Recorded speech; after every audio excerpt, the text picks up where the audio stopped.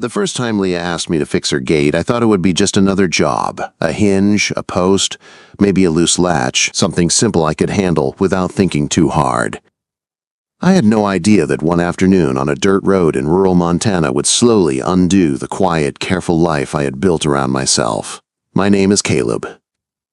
I am 26 years old, and I live alone in a small cedar-shingled house at the end of a gravel road where the land stretches wide and the sky feels too close. It is the kind of place where silence is not empty. It hums. The porch leans a little, the screen door squeaks, and the floor creaks if you step too fast. But it is mine. I wake up before sunrise, brew coffee in a dented pot, and head out to whatever work needs doing, fixing fences, mending roofs, hauling feed. Honest work that keeps my hands busy and my thoughts quiet. I do not talk much. Never learned how to do it easy. My dad used to say a man proves himself with what he builds, not what he says. After he passed, I stayed. Took care of my mom until she needed more help than I could give. Now she is in a nursing home in Billings, and the rest of my life is fields, radio static, and long evenings where nothing changes. That day had started the same as any other. Overcast sky. Cool wind. I was walking home from a job when I heard her voice carry across the road. "Excuse me, could you help me with my gate?" Quote. She stood on the other side of the fence, one hand resting on a sagging wooden gate. Tall, slim. Dark hair pulled back loose like she had not bothered fixing it all the way. She looked tired, but steady. The kind of tired that comes from living hard, not careless. I crossed the road, toolbox knocking against my leg. The gate was a mess, rusted hinge, rotten post. Nothing dramatic, just neglected. She watched quietly while I worked, giving me space. I liked that. Most people fill silence with noise. She did not. "I'm Leah," she said at some point. "Just moved in a few months ago." "Caleb," I said, hammering the new post into place. She did not ask many questions, did not hover, just stood there, arms crossed, eyes following my hands like she was trying to understand how things fit together. When I finished, the gate swung clean and solid. "There," I said, "that'll hold." She tested it, smiling in a way that felt softer than it should have. "You're a lifesaver. Let me pay you." "No need," I said, already packing my tools. She studied me then, longer than necessary. "Well," she said slowly, "if I bake an apple pie sometime, you won't say no, will you?" I laughed before I could stop myself. Pie's hard to turn down. That should have been the end of it, but after that I started noticing her, not on purpose, just little things. Leah by the fence in the mornings. Leah in the garden with dirt on her hands. Leah staring at the horizon like she was waiting for something to show up. She called me over again a week later. Then again after that, a pump, a faucet, a shutter. Always coffee ready. Always quiet conversation. She told me she used to manage clinics in Seattle. That she burned out. That Montana felt like breathing again. I did not tell her much about myself, but she did not push. One evening, a storm rolled in hard and fast, the kind that rattles windows and makes the sky feel angry. There was a knock on my door, sharp and urgent. Leah stood there soaked, shaking, holding a basket with an apple pie inside. "The power's out," she said, "and I cannot see a thing." I let her in without thinking. She sat by the fire, drying off, her eyes fixed on the flames like they were keeping her upright. We ate pie with our hands in the dim light, thunder cracking outside. She admitted she hated storms. I told her about losing my dad in one. We did not touch, but something shifted anyway. After that night, the space between us felt smaller, until the day at the county fair when a man from her old life showed up. Talked about money, about power, about the woman she used to be. And suddenly I felt small, just a man who fixed gates. I pulled away, built the fence back up. 3 weeks passed in silence. Then one cold morning, she came to my porch with a basket of carrots and a question that changed everything. "If I ask you to keep the gate open," she said quietly, "would you let me through?" I did not answer right away, but my hand found hers. And for the first time in a long time, I stopped fixing things that did not need fixing. After that morning on the porch, nothing was the same, but nothing was named either. Leah and I did not talk about feelings or labels, we just kept showing up. Sometimes that is louder than words. She started coming over in the evenings, usually around sunset. Not every night. Just enough that I noticed when she did not.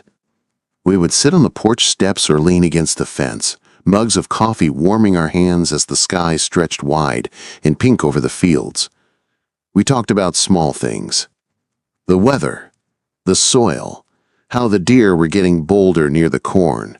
Easy topics that did not scare either of us.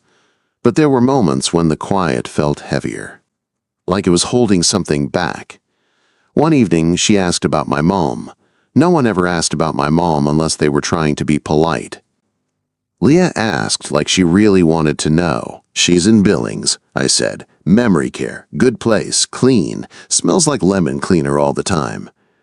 That's hard, she said simply. I nodded. She still remembers me most days. That's enough.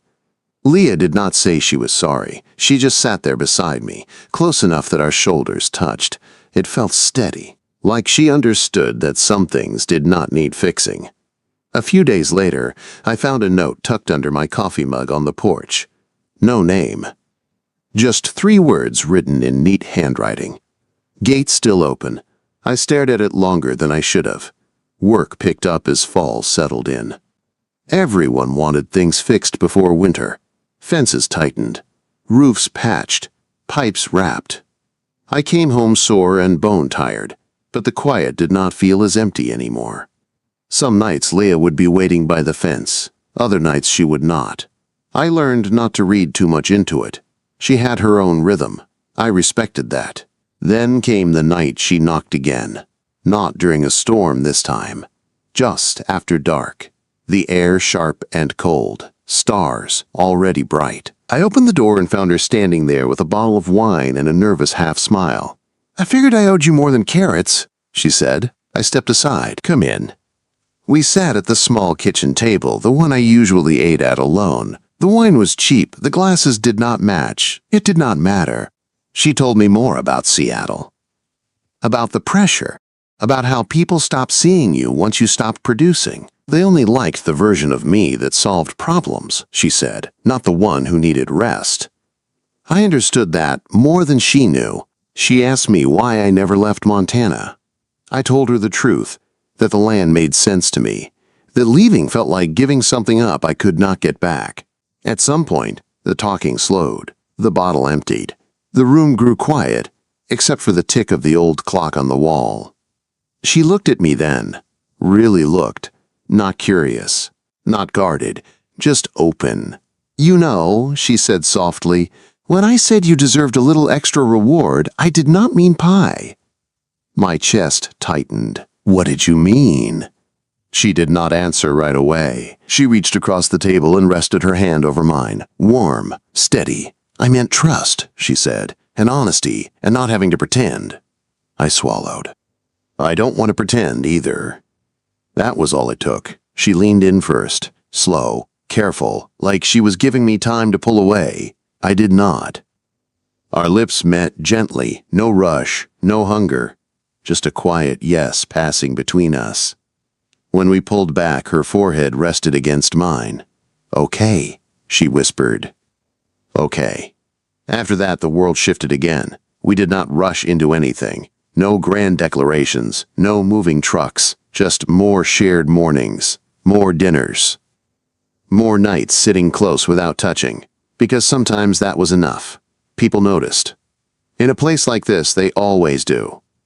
Mrs. Halverson asked if Leah was my girlfriend. I said she was my neighbor. It felt true and incomplete at the same time. One afternoon, Leah asked if I would help her fix something inside the house. A loose floorboard in the hallway. It was nothing, really. But as I knelt there with my tools, she leaned against the wall watching me, the way she always did. You fix things, she said quietly, but you never try to fix me. I don't think you're broken, I said. She smiled at that. A real smile, the kind that stays with you. That night when she left, she did not go all the way back to her house. She stopped at the fence and turned. "Caleb," she said, "if this gets complicated, will you still stay?" Quote, I did not hesitate. Yes. She nodded once, like she needed to hear it out loud. Then she went home, leaving the gate unlatched behind her.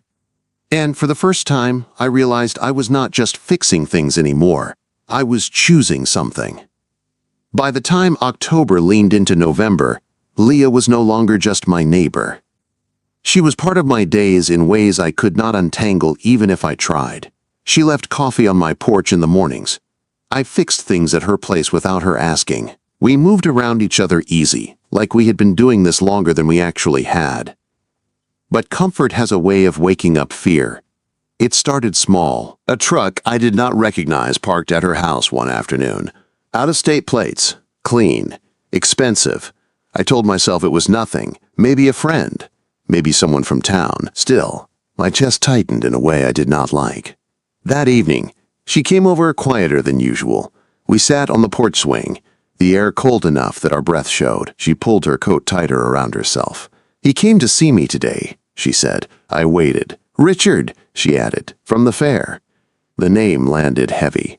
"He wants me to consult," she continued. "Short term, back in Seattle. Good money. Flexible schedule. He says I could do it from anywhere, but we both know what that really means." I stared out at the fields. "Do you want to go?" Quote. She hesitated too long. "I don't know," she said honestly. "Part of me feels like that life is done. Another part wonders if I am just hiding here." That hit harder than I expected. "You think being here is hiding?" I asked. She shook her head quickly. "No, not from life, from risk, from choosing something that could break me." Quote. I stood up and walked to the railing, gripping the cold wood. "I am not that world, Leah." "I know," she said softly. "That is why this is hard." The distance between us felt bigger than the fence ever had. Over the next few days, we moved carefully, still kind, still close. But something tense lived under every conversation. She took phone calls outside. I worked longer hours. Neither of us wanted to say the wrong thing. Then came the night everything cracked. The first real snow fell fast and heavy. I was out back securing tarps when I heard shouting. Leah's voice. Sharp with panic. I dropped what I was doing and ran. Her truck was half stuck in the ditch near the gate, tires spinning uselessly in the snow. She stood beside it, coat open, hair whipping around her face. "I should not have tried to drive," she said breathless. "I thought I could make it to town." I did not scold her. I just got the chains, hooked the winch, and pulled the truck free inch by inch. Snow soaked through my boots. My hands went numb. When it was done, I leaned against the fender, breathing hard. She stepped close, eyes shining. "You always show up." "So do you," I said before I could stop myself, "until it scares you." Silence fell thick between us. "I am scared," she admitted. "I am scared that if I choose this, I will lose myself again. And I am scared that if I leave, I will lose you." The words hit clean and painful. I took a step closer. "You don't have to decide tonight." She looked at me, snow clinging to her lashes. "If I go," she asked quietly, "will you wait?" I swallowed. "I don't know how to wait halfway." She nodded slowly, like she expected that answer. "I leave in 3 days. Just to talk, nothing signed." 3 days. That night, she stayed. Not in my bed. On the couch. Wrapped in a blanket. The house felt different, knowing she was there, awake, breathing, just a wall away. We did not touch. We did not pretend nothing was wrong. We just existed in the same space, listening to the wind push snow against the walls. In the morning, she stood at the door with her coat on. "I don't want to lose this," she said. "Then don't," I replied. She leaned in and kissed me slow and lingering like she was memorizing it. Then she pulled back. "I will be back," she said. The gate creaked open, and for the first time since I met her, I did not know if it would close again. The 3 days she was gone felt longer than the years I had spent alone before her. The house was too quiet. The radio stayed off. I fixed things that did not need fixing just to hear noise. I told myself not to imagine her in conference rooms or red dresses or places where I did not belong. But my mind went there anyway. On the third evening, snow started falling again, soft this time. The kind that hushes the world instead of fighting it. I was on the porch, splitting kindling, when I heard tires on gravel. I looked up. Leah's truck rolled into the drive and stopped. She did not get out right away. I set the axe down slowly, my heart thudding like it had work to do. When she finally stepped out, she looked tired. Not broken. Not distant. Just tired in the honest way that comes after a long choice. She walked toward me, boots crunching through the snow, breath coming out in pale clouds. "I went," she said before I could speak. "I listened. I asked questions. I remembered who I used to be. I waited. And then," she continued, voice steady, "I realized I did not want her back." My chest loosened in a way that almost hurt. They offered money, flexibility, a return to something familiar, she said, but it felt like putting on a coat that does not fit anymore. I nodded. So what now? She looked at me then, really looked, like she was stepping onto thin ice and trusting it to hold. "Now I choose this," she said, "if you will still have me." I did not answer with words. I stepped forward and pulled her into my arms. She melted against me, her face tucked into my shoulder, hands gripping my coat like she needed proof I was real. "I am not going anywhere," I said into her hair. She laughed softly, a sound half relief, half disbelief. "Good, because I am done running." That night she stayed for real. Not on the couch, not as a guest. We moved carefully, like we were learning each other all over again. When we finally lay down together, it was quiet and slow and sure. No rush, no proving, just warmth and breath, and the steady truth that neither of us was alone anymore. Winter came hard after that. We learned how to share space. My habits, her routines, boots by the door, books on the table. Her coffee mug always left half full because she forgot it existed once it cooled. I fixed the things that broke. She reminded me to rest. Some nights we talked until the fire burned low. Other nights we sat in silence, her head on my shoulder, listening to the wind move through the trees. People talked. They always do. Some said she would leave once the snow melted. Some said I was in over my head. We did not answer any of it. We just lived. Spring came slow and muddy. The gate between our properties stayed open. We planted together, fixed the fence together. Leah laughed more. I talked more. Not a lot, just enough. One evening, as the sun dropped low and turned the fields gold, Leah stood by the gate we first met at. She ran her hand over the post I had replaced months ago. "You know," she said, "when I asked you to fix this gate, I thought I was asking for help." "You were," I said. She smiled. "Turns out I was really asking if I could come through." I leaned against the fence beside her. "And?" "And you did not just fix it," she said softly. "You left it open." She reached for my hand, fingers lacing with mine like it had always been that way. We never needed extra rewards, no grand promises, no big announcements. Just two people who stopped closing gates out of fear and found a home in the space between.